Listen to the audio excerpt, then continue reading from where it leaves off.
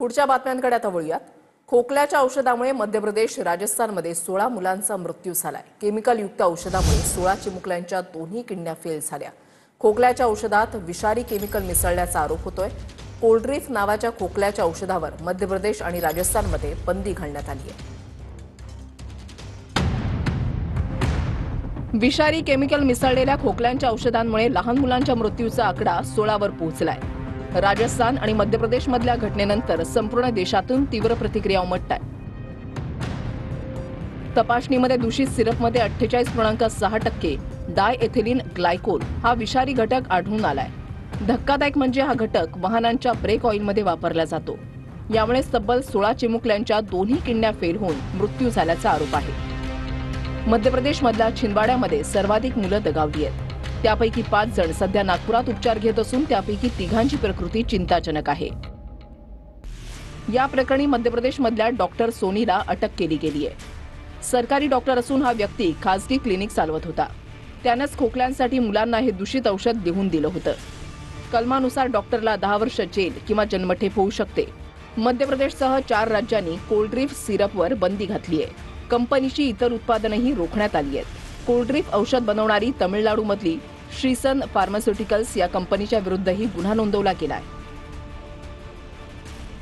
कोल्ड्रिफ आणि नेक्स्ट्रो डीएस या 2 औषधांचे नमुने तपासणीसाठी घेण्यात आले होते।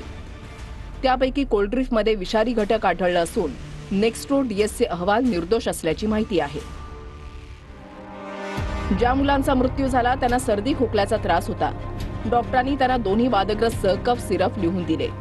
काही दिवस त्रास थांबला, मात्र पुन्हा सर्दी खोकला सुरू होऊन लघवी होणं थांबलं आणि काही दिवसातच मूत्रपिंड बंद होऊन 12 मुलं दगावली।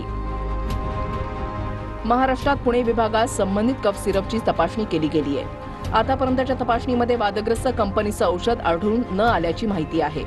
डॉक्टरांना वादग्रस्त औषध लिहून न देण्याचे आदेश दिले गेलेत। या घटनेनंतर केंद्र सरकारनं सर्व राज्यांच्या आरोग्य सचिवांची तातडीनं बैठक बोलावली आहे। लहान मुलांना खोकल्याची औषधं सावधगिरीनं देण्याचे निर्देश दिलेले आहेत। 2 वर्षाच्या आतील मुलांना खोकल्याचं औषध अजिबात देऊ नये असंही सांगितलं गेलंय।